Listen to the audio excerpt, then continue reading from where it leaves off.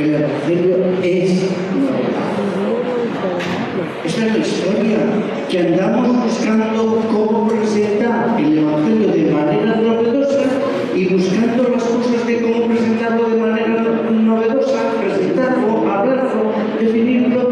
Lo que hacemos es economizarnos, quitarnos de la mano la manera de vivir novedosamente el Evangelio y después estamos buscando a ver cómo me salgo, qué truco encuentro, qué no sé qué tengo y así. ¿Cómo presentar el Evangelio de manera novedosa? Por favor, vivamos novedosamente el Evangelio. Esto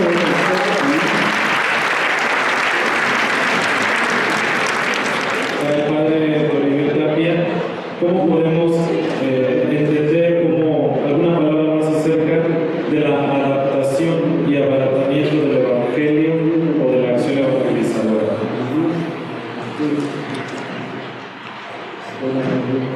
Ahorita que el padre Ginel comentaba sobre la novedad del Evangelio, yo escribí dos narraciones. Yo creo que, como dijo la señora en un curso en Cuscán, padre, en un curso sobre Evangelios, padre, el problema no es que no le entendamos, el problema no es que el Evangelio sea difícil de entender, el problema, dijo una señora, es que ya sabemos que al entenderlo adecuadamente vamos a encontrar exigencias que no estamos dispuestos y dispuestas a asumir. Y yo he notado dos cosas aquí. Yo creo que para evitar el abaratamiento y confundirlo y decir que eso es adaptación, necesitamos dos elementos. Creo entenderlo con honestidad. El Evangelio no es tan complicado en su comprensión, pero nos prejuiciamos y nos predisponemos y hacemos difícil lo que es sencillo y complicamos lo que es claro, porque yo creo que falta un elemento básico de honestidad para el acercamiento del Evangelio. Y después, yo creo que la presentación, como decía el padre Ginel, no se trata de esnovismos. Yo creo que la presión en la presentación del Evangelio necesitamos un toque profundo y una convicción profunda de autenticidad.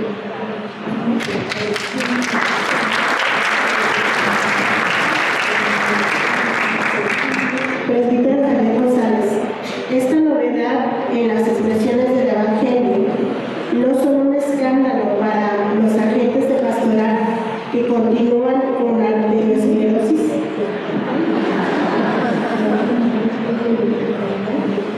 Yo veo más la esclerosis en sacerdotes religiosas que los laicos. Porque los laicos están más por la gente, utilizan más su lenguaje. Y ellos dan catequesis, comunican el mensaje del Evangelio, educan en la fe con palabras que utilizan de una manera normal. Y en cambio para nosotros, los sacerdotes religiosas, utilizamos más el lenguaje técnico, un lenguaje más elevado, más teórico. Voy a poner dos ejemplos. En una reunión con catequistas, fotocopié la misa de la Santísima Trinidad, las oraciones presidenciales, oración colecta, ofertorio, después de comunión, y el prefacio eucarístico. Y les dije a las catequistas, subrayen las palabras que no entienden. Bueno, hubo catequistas que rayaron toda la boca, no fue una, dos, tres palabras, y esto lo escuchamos cada año en la liturgia. En 1985 fue el año internacional de la juventud. El Papa Juan Pablo II escribió una carta a los jóvenes y las jóvenes de todo el mundo. Si ustedes leen los párrafos, parece que el Papa se dedicó a jóvenes que estudiaron filosofía. Y otros párrafos, parece que el Papa se dirigió a jóvenes, hicieron todo un curso de teología. Y otros párrafos, parecía que el Papa se dirigió a jóvenes que hicieron todos los estudios de Biblia. Hay párrafos que un joven normal no los entiende. La esclerosis más bien viene desde arriba, más que de los catequistas de base.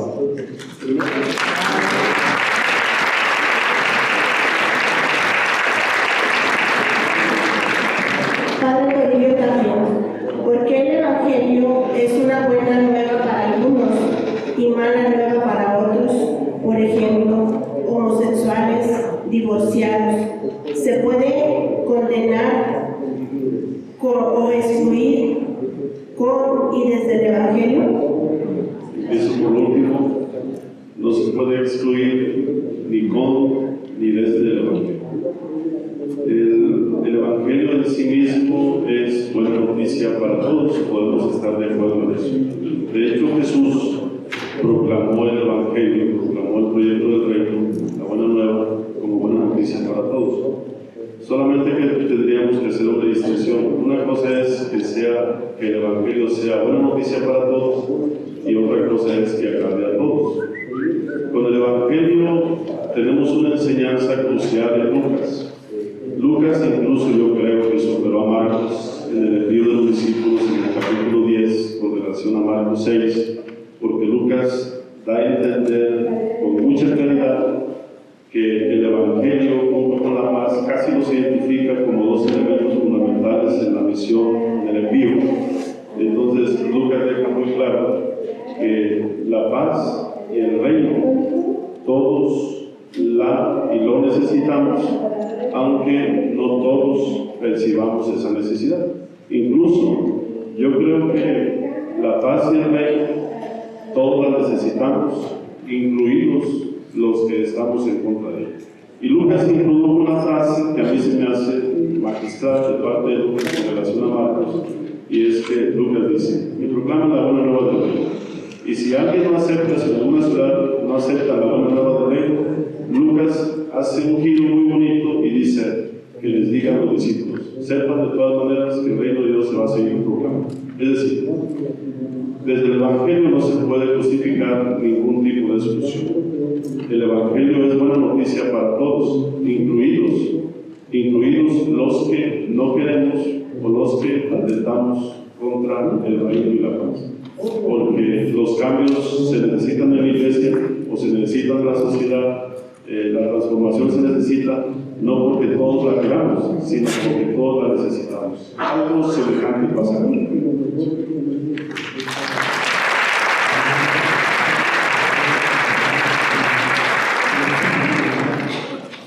Padre Álvaro, también varios nos preguntan y quieren una palabra más acerca de la cuestión de la contaminación, cómo no contaminarse el catequista, algún ejemplo de contaminación, sobre todo en los ambientes, a lo mejor donde algunos incluso hasta se dice aquí se muestran con miedo, o sea, miedo del ambiente y todo, pero como algún ejemplo o alguna palabra más acerca de este tema de la contaminación de los catequistas.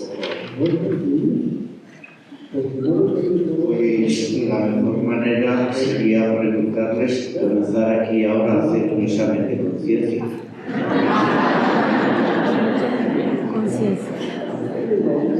Yo hago la pregunta, o ustedes hacen la pregunta, y en silencito para que nadie se entere que somos es decir, no me contaminé, porque esto es un ejemplo de contaminación. Pues vivir de fórmulas, pongo un ejemplo muy sencillo. Esta tarde haremos otro más plástico sobre la fe. Si a uno le preguntan qué es fe, a lo mejor dicen lo que yo aprendí cuando estudié el catecismo de pequeño: fe es creer lo que no vimos. Y uno abre los ojos y dice: nada, no dice nada. Pero cuando fui madurando mi propia fe, Ahora ha llegado a una fórmula que por lo menos a mí sí que me dice algo. Y cuando a mí ahora quien me pregunte qué es fe, yo le voy a responder: dejar que Dios actúe en mi vida. Y cuando dejas y das permiso a Dios para que actúe en tu vida y te lleve de aquí para allá, eso ya no es creer lo que no vimos, sino creer lo que tocamos.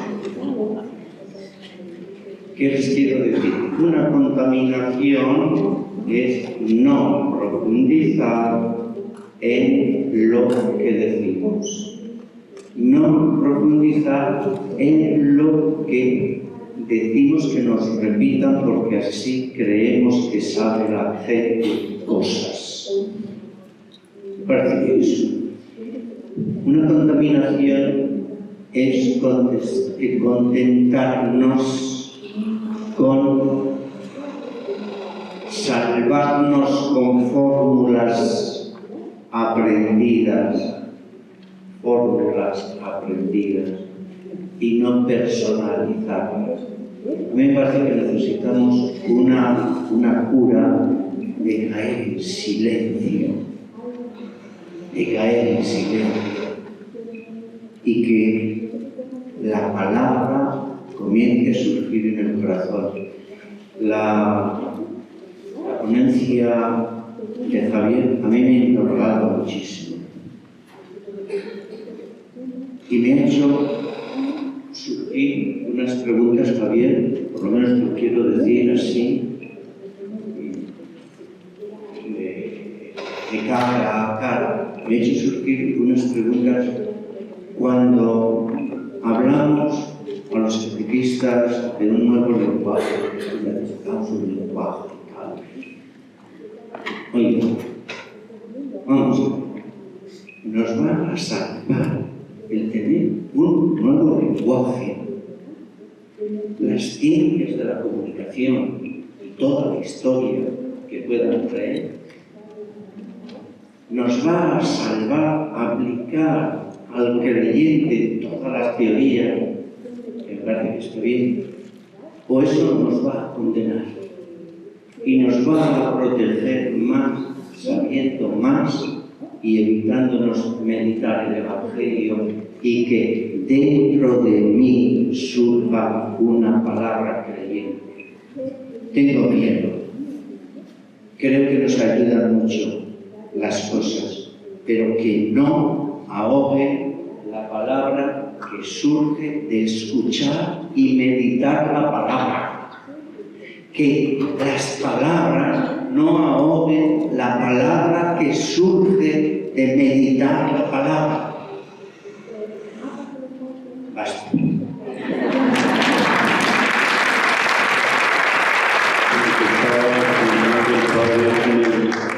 Yo les comparto 3 convicciones respecto de la contaminación o no contaminación. Yo tengo la impresión de que el Evangelio aporta 3 elementos. Es un pequeño.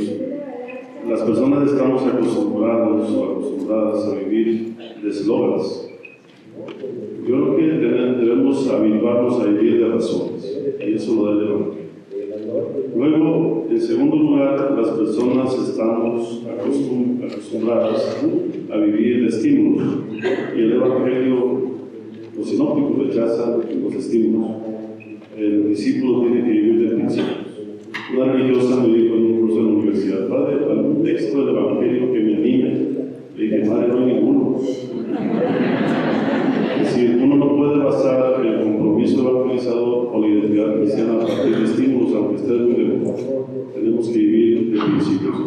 Y el tercer elemento que a mí se me hace crucial, a propósito de lo que nos ha compartido el padre en la pregunta, es que los cristianos vivimos demasiado de preocupaciones casi obsesivas de buena reputación, y el Evangelio deja muy claro que a Jesús le preocupó la fidelidad al proyecto del Padre, no la buena reputación. De eso está lleno el Evangelio.